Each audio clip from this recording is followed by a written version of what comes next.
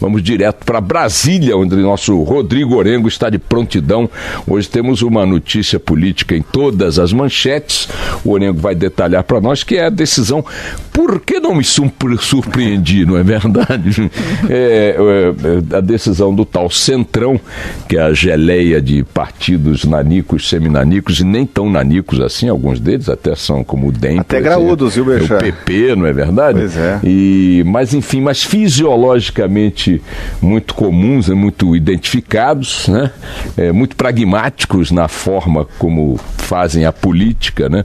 Não porque implementam políticas de forma pragmática, né? Mas porque implementam ações pragmáticas de domínio dos espaços de Estado, de poder, os postos estratégicos, ministérios, etc. e tal. Uma cota importante de tempo de TV. E o Alckmin acabou ficando com esta aliança. Como eu disse, não me surpreende que o Centrão tenha caminhado em direção a Alckmin, nem que Alckmin o acolha de braços abertos. Neste desfecho, a minha surpresa era como é que é possível que esse grupo estivesse conversando com Ciro Gomes, que também queria acolhê-lo de braços abertos, sendo Ciro Gomes a expressão daquilo que diz. E o que ele diz não combina com o que dizem as figuras do Centrão. Então vamos ver o que o Orengo tem para contar para nós. Toca aí, Orengo, vamos lá. Hoje começa o prazo, viu, Bechá, das convenções partidárias, iniciando aí, dando o pontapé inicial. O PDT aqui em Brasília, na sede do partido, vai lançar o Ciro Gomes, um lançamento mais acanhado do que era esperado, né, porque se esperava aí pelo menos uma aliança com um dos partidos ou com o Centrão.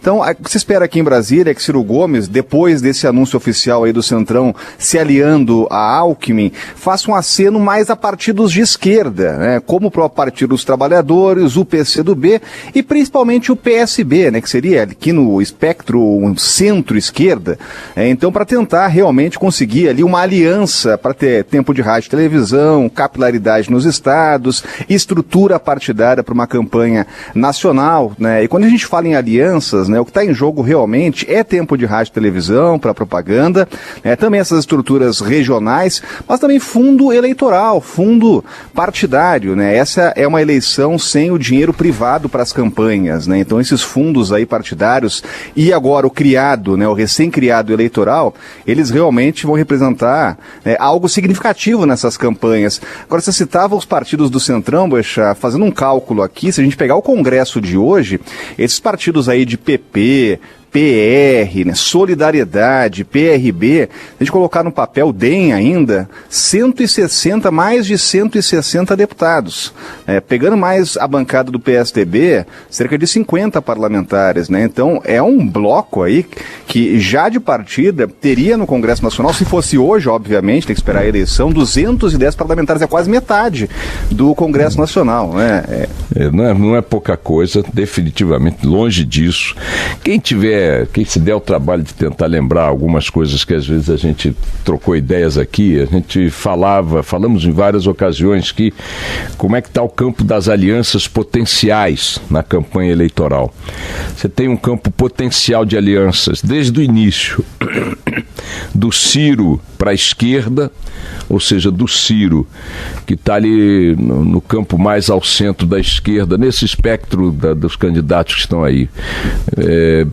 Ele está um pouquinho à esquerda, aliás, a Marina não está em lugar nenhum, ela não está se colocando ideologicamente. Vamos excluir a Marina desse balanço. A Marina tanto pode capturar alianças à sua direita, como à sua esquerda, como ao centro, porque ela tem um discurso que bypassa essa questão. Ela está pregando outro tipo de valor, outro tipo de parâmetro, né, para a política e tal, naquele discurso meio enigmático dela, mas que tem essa característica aí de não se querer classificar-se ideologicamente, né? Ela é sustentabilista, se é de direita ou de esquerda, eu sou sustentabilista, eu sou não sei o que, tá lá.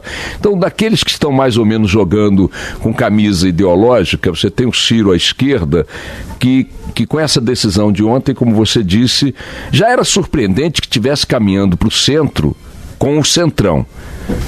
porque se ele caminhasse para o centro com um partido específico do centrão, digamos assim, o Solidariedade ali tem uma base sindical, né, na força sindical, não sei o quê, você poderia dizer que não dá para cravar nele um carimbo de partido, ele é fisiológico, mas não dá para cravar ideologicamente que ele é um partido de direita e tal. Ele está ali naquela coisa meio, naquele limbo, né? Uma hora belisca aqui, outra hora belisca ali. Agora, ele conversar com o DEM, ele conversar com o PP, completamente, descaracteriza completamente o discurso, a veemência de seu discurso, pelo menos aquele que ele faz nos palanques. Então, a possibilidade natural do Ciro era de procurar alianças à esquerda. Quando ele vai para a esquerda, ele bate no muro do PT, um muro gigantesco. O que vai fazer o PT? O PT vai lançar um candidato próprio, uma vez que Lula seja inviabilizado pela lei da ficha limpa, etc e tal, não concorra, que é o que tudo indica que vai acontecer, não vai com Lula, mas vai com quem? Vai com um candidato próprio, a minha percepção é essa. O Lula vai cultivar o discurso de sou candidato e sou vítima de um complô da direita e da elite da grande imprensa contra mim, vai ficar batendo esse bumbo até onde a legislação permitir e no último minuto ele lançará o poste dele para manter ali o campo, né, de ação do PT caracterizado como tal.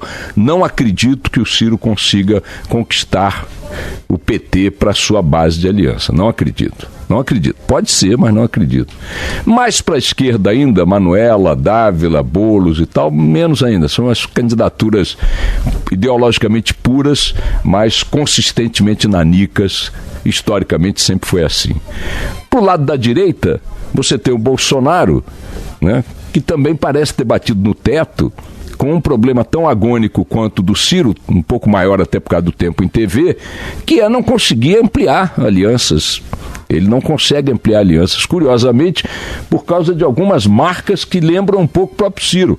Um discurso muito marcado, muito veemente, muita área de atrito, um candidato que é visto como pavio curto, etc. e tal, está lá se virando para tentar conseguir alguma coisa sem parecer conseguir sucesso para isso. Perdeu uma pequena aliança com um partido que eu nem sei a sigla, pequenininha, que dá legenda ao seu potencial vice-presidente, que é o general Heleno, acho que é um partido PTX, XPTO, não lembro, um partidinho de nada, e nem esse ele conseguiu.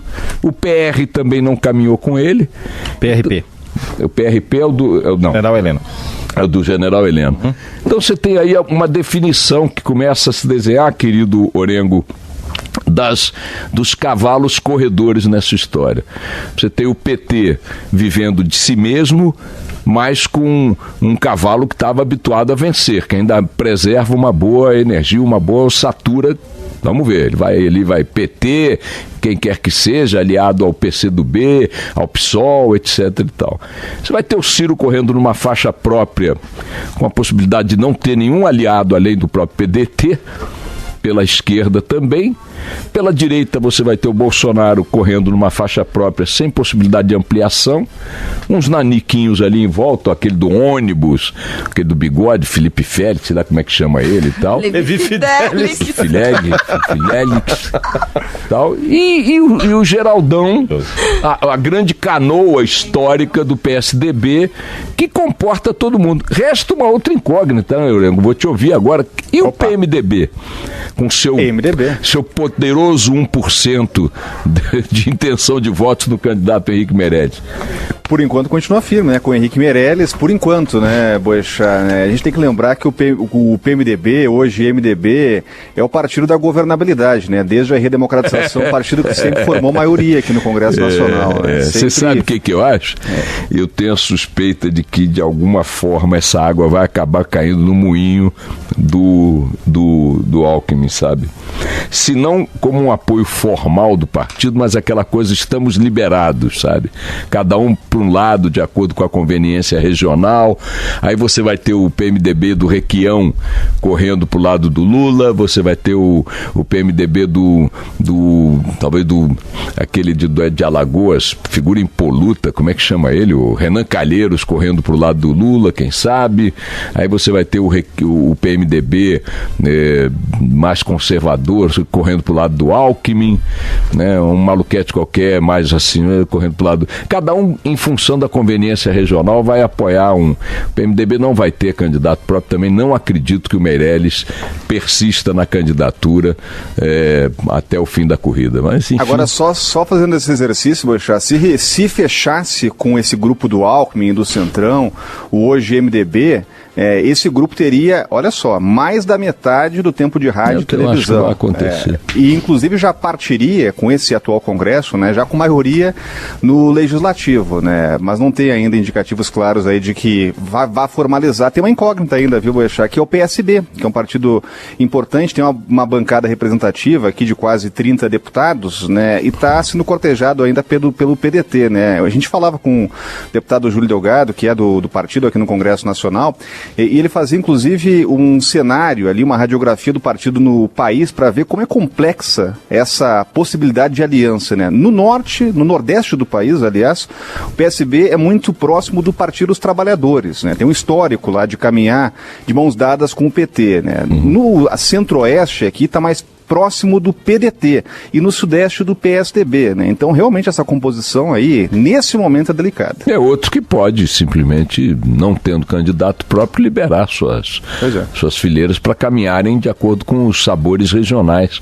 O PMDB pode fazer isso e tal. O desenho que está definido agora, então, fica muito claro a partir da decisão do Centrão de ontem, comentada pelo nosso Rodrigo Orengo.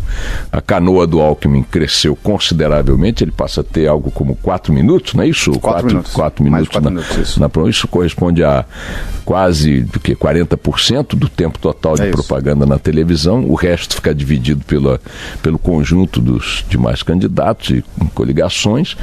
O Bolsonaro continua correndo sozinho na faixa dele, o Ciro correndo sozinho na faixa dele, sonhando com a possibilidade do Lula declarar o herdeiro, e o PT esperando que Lula decida o que vai fazer da vida, se vai lançar um poste, se vai dizer que não é candidato, já que a elite não o deixou ser candidato, o PT não terá candidato próprio, vai marcar um campo de oposição independente, seja quem for e tal. Vamos ver. As coisas estão caminhando. Como disse lá o governador Artung, faltam só 3 meses. Eu disse, menos de 3 meses para a eleição. E ele disse, é uma eternidade, Boechat. Boechat, só fazer o registro, o PSC também está lançando hoje, viu? Assim como o PDT, Paulo Rabelo de Castro. PSC, que era o partido do Bolsonaro. O Bolsonaro acabou trocando de partido. Paulo Rabelo de Castro, ex-diretor-presidente aqui do BNDES. Então hoje PDT e PSC. Boa figura, o Paulo Rabelo de Castro, tem um bom projeto na área fiscal, muito bom, muito antigo, tem um bom discurso e tal, mas também é outra candidatura que está aí para marcar posição, não está com o quê? 1% ou coisa que o valha. Não me parece que faça muito sentido manter uma candidatura. Eu acho que é uma candidatura para composição mais adiante aí com uma outra candidatura mais viável. Vamos ver. É isso, Rodrigo Orengo volta a conversar conosco a qualquer momento. Um abraço, Orengo. Abraço.